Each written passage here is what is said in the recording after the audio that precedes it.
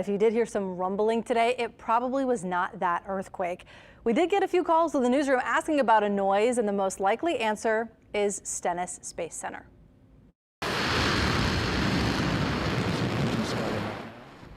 Of course, that would cause some rumbling.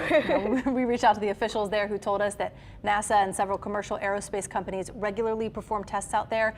They do have a large acoustical buffer zone, but when the weather conditions are right, the sounds can carry beyond that zone, which was probably the case today.